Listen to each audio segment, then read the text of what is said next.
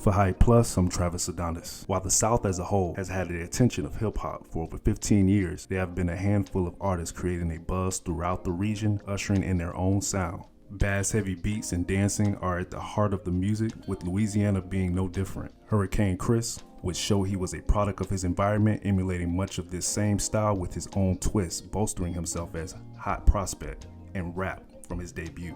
The Shreveport native who grew up a fan of New Orleans superstars like Lil Wayne and Master P would be inspired to create his own raps at just 8 years old. As time went on, the Louisiana spitter would take the craft more seriously, garnering club appearances well before he was able to buy a drink. With the blazing success of his hit single, Ay Baby, in 2007, support of other area rappers like Lil Bootsy, and a mother in full support of his goals, Hurricane Chris looked poised to have a career headlined by other chart-topping smash hits. With 4 BET Awards coming as a result of the single, it was clear the people truly loved the bounce sound, and a remix that would appear on the rapper's debut mixtape only helped build the hype. For years after the single, Hurricane Chris would go on to make music. However, comparatively speaking, his fame dwindled greatly in the eyes of the public over the years. Despite what the numbers would say, the influence and career achievements are part of the reason that Hurricane Chris remains unforgotten. Born on February 27, 1989 in Shreveport, Louisiana,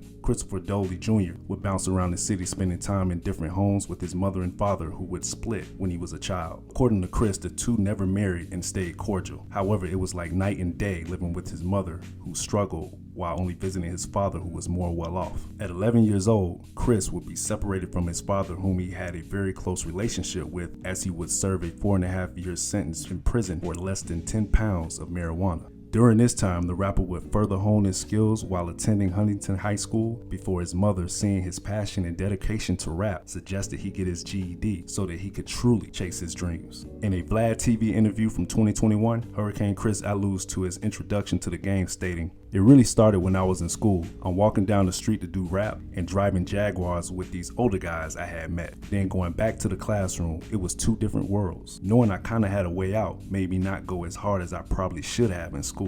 Despite the regret, the young rapper was right, as this time in the studio saw him record his smash hit, Ay Baby. The term came from something people said locally, meaning for show, and was a nod to the local DJ Hollywood Bay, making it catchy to remember and a club anthem of the time. Lava House was a promotion crew in the city's infamous Cedar Grove neighborhood at the time, with Buzz making them perfect for the young rising star who knew little about the industry at this time. The track would balloon to the number 7 spot on the Billboard Hot 100 at the time, largely due to the unique sound and a 106 in Park promotion that brought the track into households across the country. It would not take long for Hurricane Chris to capitalize on that buzz, as he would release his debut mixtape, Louisianimal, in 2006 that included the remix to the hit single, now featuring hip-hop heavyweights Lil Bootsy, E40, and Jadakiss. This would set the stage for Hurricane Chris to release his debut studio album, having garnered the attention additionally of several major record labels before signing with Polo Grounds via Sony's RCA Records, under which the tape would release later that year. According to Chris, the label would squeeze all they could out of Ay Baby and not pay much attention to the album as a whole. Nevertheless, on October 16, 2007, a project titled 5150 Ratchet would premiere and become an instant success for the Times, opening at 24 on the Billboard 200 and selling over 60,000 albums in the first week.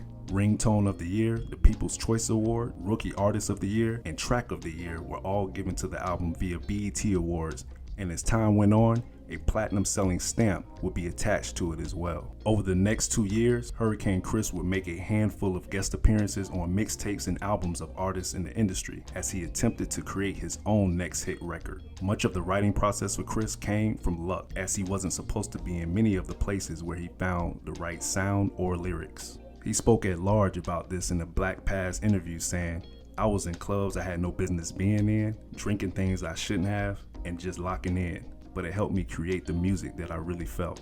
After issues with the label regarding the creative process, he believed he would have to look for other producers to help put out the music he wanted. Additional issues came as Hurricane Chris was not willing to simply put out dance tracks with no substance, as he had come from a battle rap background and felt that his lyrics meant something and needed to be truly heard. A trip to Dallas to work with other producers playing skills helped Chris get back to his roots to create his next lead single, Halle Berry. Upon hearing the track, his record label was not impressed until he promoted it himself in clubs throughout Louisiana they were able to realize the potential of the track. As a result of this, on March 3rd, 2009, the single would be released, albeit going through a slew of name changes to avoid legal charges. Chris will speak on this issue again in the Vlad TV sit-down, stating, "The label was like, nah, she can sue us with this name, and it would basically be a disaster.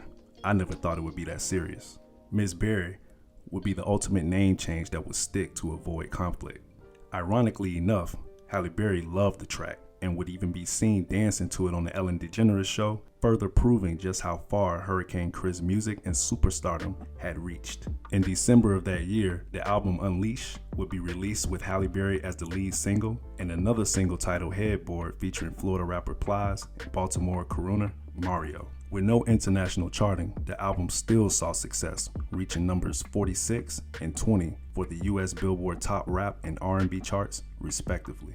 A brief hiatus would follow before Chris would put out music again from 2009 to 2012, as he was navigated from being a signed artist to an independent one looking to make his own money and another big song. This break was worth it, as he would come back strong, putting out music. It was in the form of a host of mixtapes nearly each year from 2012 to 2017 that kept the rapper relevant, but showed a shift as the acclaim was not the same, with only singles Sections from 2015 and Don't Play With Me from 2017, with the latter being released via World Star Hip Hop in the midst of the Drake and Meek Mill's beef, making it a strategic move. Unfortunately, trouble would briefly follow Hurricane Chris, as he would find himself in some hot water in June of 2020, as he was charged with second-degree murder in his hometown of Shreveport. With lawyers and a clear instance of the shooting being done in self-defense, the case is ongoing, with Chris and his team confident that he would be cleared of the charges, with many feeling at this time that the rapper had fallen off due to the inactivity on the mainstream stage and the pending legal situation. Hurricane Chris's next move musically would show the importance of longevity and impact of bounce culture.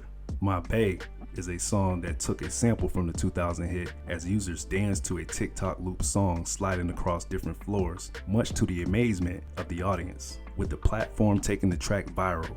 A music video would later be shot that currently stands at over 1 million views at the time of this recording. If Hurricane Chris fell off, some might say right on his feet, as he has remained steady putting out rap music, had his classic track introduced to a new generation with a spin, too much critical acclaim, reminded everyone of why he'll never be unforgotten.